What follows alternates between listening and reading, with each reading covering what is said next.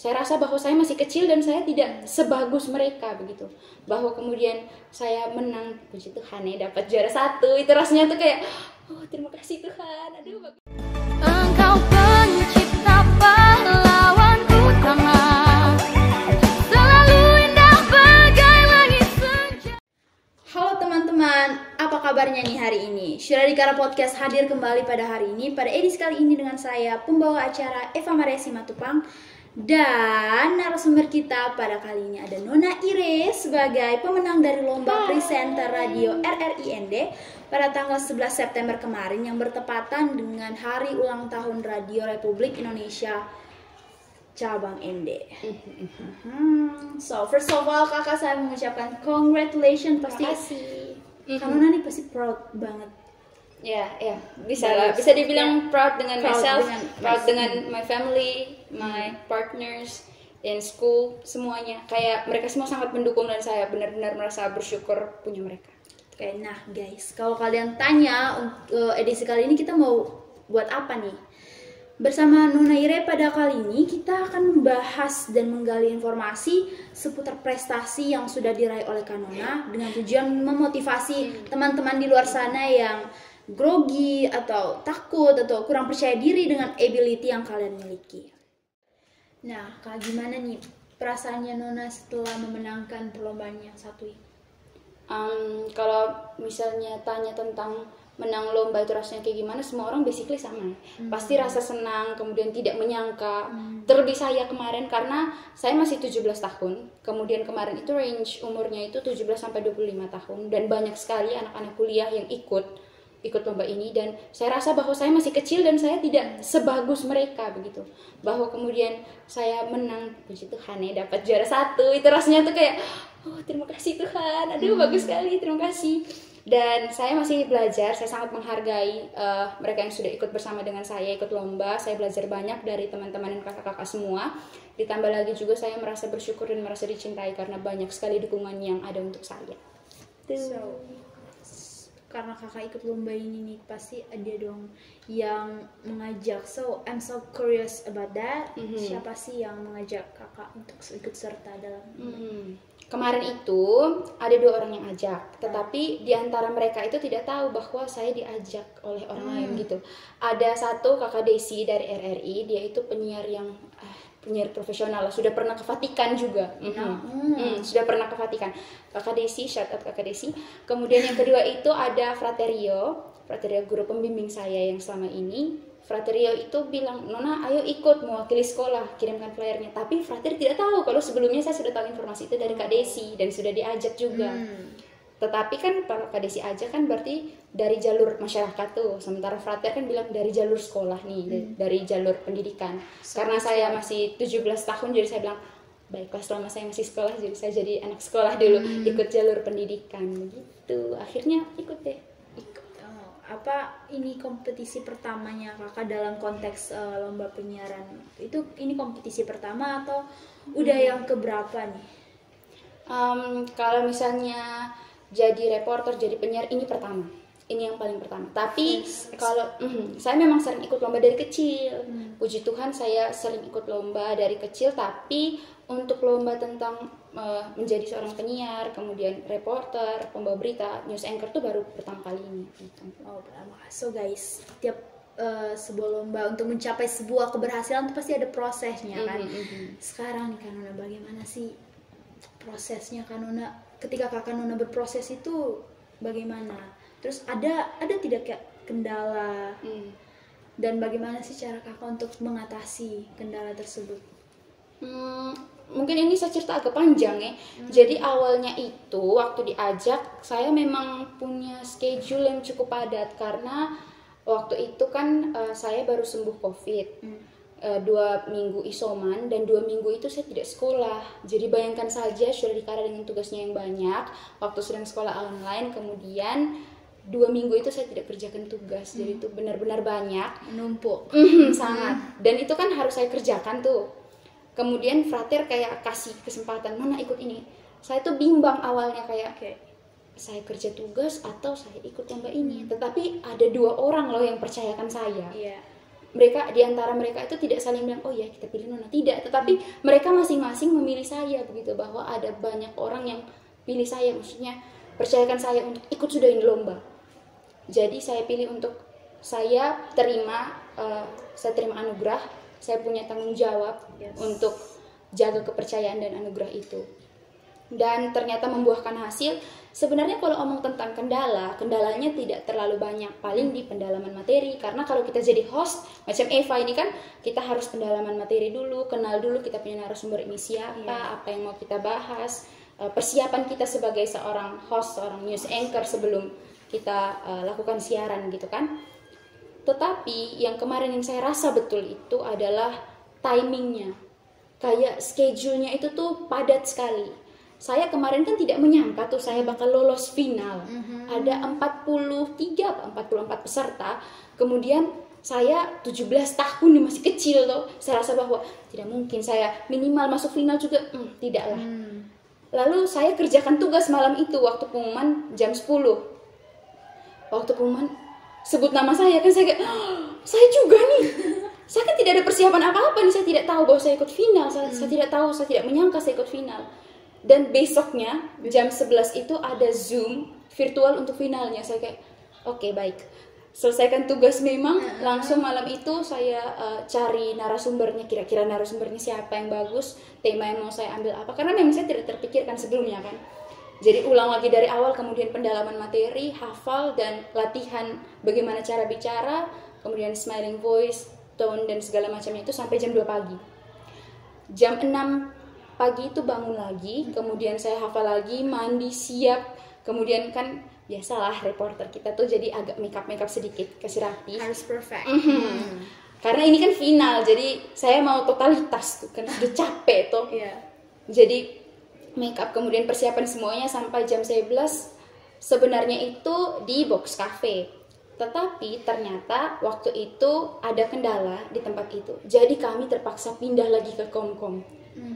Kayak kendalanya tuh banyak sekali. Kemudian waktu pindah ke Komkom, kan kami virtual nih. Waktu bagiannya saya untuk wawancara, kan saya wawancaranya Dr. Aries, Direktur RSUD ND. Terima kasih banyak Dr. Aries. Saya wawancara Dr. Aries, kemudian Dr. Aries itu siangnya itu jam 2 itu ada rapat bersama dengan Bapak Bupati. Kemudian waktu saya wawancara jam 11 itu ternyata jaringan tidak bagus di RRI, jadi harus ulang lagi. Saya dengan yang hanya tidur beberapa jam, kemudian makan, pulang ke rumah, baring tidak sampai 5 menit. Terima kasih banyak kepada Fraterio, guru pembimbing saya yang sudah setia bersama saya bolak-balik dari sekolah ke tempat lomba untuk tanya saya bagaimana sudah makan, bagaimana persiapannya dan segala macamnya. Kemudian ternyata dari RRI, pihak RRI katakan bahwa jam 3 bisakah? Sementara Dr. Aries itu jam 2 itu ada rapat dengan Bapak Bupati. Berarti bertabrakan. Bertabrakan. Kalau misalnya saya mau ikut terus, bisa jadi Dr. Aries tidak bisa. Tetapi kalau saya berani nekat untuk pilih materi yang baru, pilih narasumber yang baru, otomatis harus pendalaman materi ulang, kemudian cari narasumber ulang, susun pertanyaan ulang. Dan itu kan sama saja dengan kita mulai dari nol. Kemudian saya doa sambil mulai touch up lagi, mandi dan siap-siap. Ternyata rapatnya tidak jadi. Rapatnya batal. Aduh, Tuhan punya rencana nih. Akhirnya rapatnya batal. Kemudian Dr. Aries bisa, kami di studio. Dan berjalan dengan baik. Saya sempat insecure waktu ada kakak Feni, kakak saya yang ikut juga. Dia jadi juara 2. Kakak itu tuh bagus sekali, kakak Feni dan teman saya Carol. Dan kami di antara kami bertiga itu saling menyemangati. Saya sempat insecure waktu sore itu, tetapi turned out that I'm the first place. Saya winnernya, jadi saya kayak puji Tuhan, terima kasih gitu. Karena kakak ini kan jadwalnya padat, apalagi kan sekarang sudah kelas 12. Sudah kelas 12. Pemikirannya itu banyak, habis lulus sini mau kemana, pasti. SNBPTN atau SNPTN. So, satu lagi nih, caranya kakak untuk manage timing. Jadi hari ini jam sampai segini harus belajar, segini harus mempersiapkan diri untuk ini atau untuk pendalaman materi. Itu caranya gimana sih sampai bisa tercover itu? Kalau untuk saya sih, kalau untuk manage waktu kiri dan kanan itu lebih fleksibel, kayak tergantung. Kalau misalnya saya forsir, kalau saya sakit kan sama saja nanti tugasnya juga menumpuk, kerjaan kita juga menumpuk. Sebenarnya itu lebih ke enjoy, jadi jangan juga kayak forsir diri kita sendiri, begitu. Dan kalau misalnya kita memang punya niat, kita bisa atur waktu dengan baik sebenarnya. Tergantung bagaimana cara kita masing-masing aturnya, itu. Oke. Tapi kalau kakak ada tips sedikit mungkin buat para Yorobun di luar sana. Kalau untuk tipsnya ya paling sediakan waktu untuk belajar, itu yang pasti. Sediakan waktu juga untuk bersama dengan keluarga, karena komunikasi dengan keluarga juga penting. Dan sediakan waktu untuk main. Jangan sampai karena kita akhirnya tugas banyak, kerjaan banyak, terus kita stres, nanti kerjaan kita tidak kelar-kelar rasanya. Padahal cuma sedikit. Gitu sih. Do what you love, love what you do. Lanjut. So, kakak kan udah menjadi presenter lah nih ya. Puji Tuhan. Siapa sih role modelnya kakak, panutannya kakak in your life? Kalau news anchor, saya dari kecil memang sudah tertarik dengan dunia news anchor, dan saya suka nonton Najwa. Dulu saya sama-sama dengan opa saya, waktu opa saya masih hidup tuh kan opa saya suka nonton berita, dan berita itu dia pasti tidak akan lewatkan mata Najwa. Dan dari situ tuh opa saya kan idola saya. Apa yang opa saya suka tonton itu juga yang saya suka tonton, dan saya kayak wih luar biasa, berarti Najwa nih hebat sekali, sampai saya punya opa nih tonton Najwa nih. Fall in love with her. Jadi saya juga ikut fall in love with her, dan akhirnya saya sering tonton. Kemudian pembawaan saya juga pada akhirnya mengikuti karena sering menonton, mungkin seperti itu. Terus kakak nih, oke, dari awal kita memulai pembicaraan ini, kakak tuh kayak public speakingnya tuh kayak perfect. For me it's perfect. Thank you. So caranya kakak untuk melatih public speakingnya kakak tuh gimana sih? Cara untuk latih public speaking, kalau misalnya Eva percaya tidak percaya, saya dulu tuh bukan anak yang sebagus ini dalam bicara. Waktu SD dulu saya punya beberapa sedikit banyak masalah yang membuat saya jadi anak yang cukup introvert dan sedikit suka punya masalah dengan insecurity dengan diri saya sendiri. Tetapi begitu saya SMP dan saya naik SMA, saya bertemu dengan teman-teman yang membangun, teman-teman yang baik. Saya masuk organisasi, ikut banyak kegiatan, dan pada akhirnya saya belajar. Kami belajar satu sama lain, dan kami saling membangun satu sama lain sampai jadi saya yang seperti ini. Gitu. So, what thing that make you so confident in it? Apa sih yang buat kakak itu selalu percaya diri gitu? Yang buat saya jadi percaya diri lebih ke be yourself. Jadi saya dulu saya sempat rasa ragu dengan diri saya sendiri, with my own color. Tetapi ketika saya mulai besar, saya sadar bahwa setiap orang itu unik, dan saya sebenarnya punya kebebasan untuk jadi diri saya sendiri begitu. Dan saya mulai membawa diri saya sendiri untuk jadi lebih fun, lebih membaur dengan dunia sekitar. Dan akhirnya kalau mau bilang saya punya kepercayaan diri yang lumayan maksimal, ya sebenarnya di atas, sedikit di atas maksimal sedikit, tapi ya begitulah. Okay, so last but not least, pesan kakak nih buat para pelajar di luar sana yang mereka tuh tahu gitu tentang kemampuan mereka, tapi mereka tuh grogi, kurang pede, takut dijudge sama teman-teman sepantaran mereka atau people in their environment, sampai akhirnya mereka tuh gak tahan under pressure, gimana, dan akhirnya memilih untuk menutup diri menjadi seorang introvert dan menutup kemampuan mereka deep down on the ground. Tuh apa sih pesannya kakak buat mereka tuh supaya mereka bisa mengungkapkan ini nih, aku tuh bisa loh kayak gini. Yang pertama, sebelum saya mau kasih pesan, saya mengucapkan terima kasih dulu. Terima kasih untuk papa saya, terima kasih untuk mama saya, Terima kasih untuk keluarga besar yang sudah mendukung saya sampai saya jadi Nona Ira yang seperti sekarang. Terima kasih untuk teman-teman dekat saya, teman-teman saya di sekolah. Terima kasih untuk para guru yang sudah mendukung dengan caranya masing-masing, khususnya untuk Fraterio, guru pembimbing saya. Terima kasih untuk teman-teman dari Forum Anak Kabupaten ND. Shout out to you guys. Kemudian terima kasih untuk jurnalis muda Syura Dikara. Terima kasih untuk kepala sekolah SMA Syura Dikara, dan untuk SD Ursula, untuk SMP Ursula, tempat saya bertumbuh dan berkembang untuk jadi pribadi yang seperti ini. Dan basically terima kasih untuk semua orang yang sudah mendukung saya dengan caranya masing-masing. Ada yang saya tahu, ada yang saya tidak tahu. Terima kasih banyak sudah sayang saya dan dukung saya sampai saat ini. Kalau misalnya kita bahas tentang orang yang punya ide bagus, ide brilian, tetapi ketika mereka tidak tahu bagaimana cara untuk mengeluarkannya, bisa jadi karena mereka tidak yakin bahwa orang suka kah saya yang seperti ini.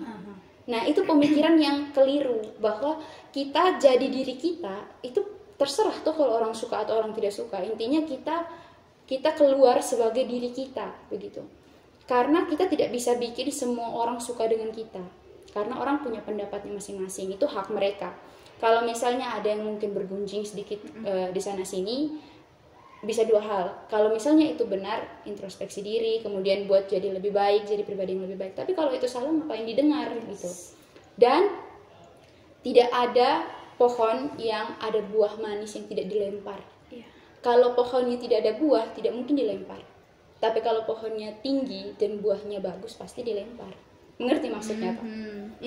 Ketika kita punya banyak talenta, kita tumbuh lebih tinggi dan anginnya makin kencang yang kita rasa. Kita harus bertahan gitu. Dan untuk saya, pesan yang terakhir yang pasti untuk teman-teman semua, tetap belajar, tetap jangan lupa berdoa, belajar, terus menginspirasi dalam keadaan sesulit apapun. Yang pasti harus tetap bersyukur karena banyak orang yang ada bersama dengan teman-teman, yang sayang teman-teman dan mau teman-teman jadi pribadi yang lebih baik, dan jaga diri sebagai anak-anak. Terima kasih. Teman-teman, jujur saya tuh sekarang speechless because of it's so many motivation that we can get from this edition. Dari pengalamannya Kanona Ire, ternyata Kanona tuh berproses dari down sampai ke sekarang, sampai di top gitu, kayak wow, sampai di titik ini tuh. Thank you so much obrolan kita pada hari ini. Itu juga memotivasi saya. Kita saling memotivasi sebagai sesama remaja kan. So, saya dan para pelajar di luar sana, kita bisa belajar untuk menghargai proses. Betul. Dengan Kanona tadi bilang, kalau pohon tidak ada buahnya, tidak mungkin tidak dilempar. So, dari situ kita bisa mengambil kesimpulan bahwa sukses bukanlah kebetulan. Ia terbentuk dari kerja keras, ketekunan, pembelajaran, pengorbanan, dan yang paling penting, kalian tuh cinta apa yang kalian buat. So, saya pembawa acara hari ini, dan thank you for the narasumber kita pada hari ini, Kanona Ire. Terima kasih. Saya dan para kru JMS yang bertugas mengucapkan terima kasih, dan sampai jumpa. Dah.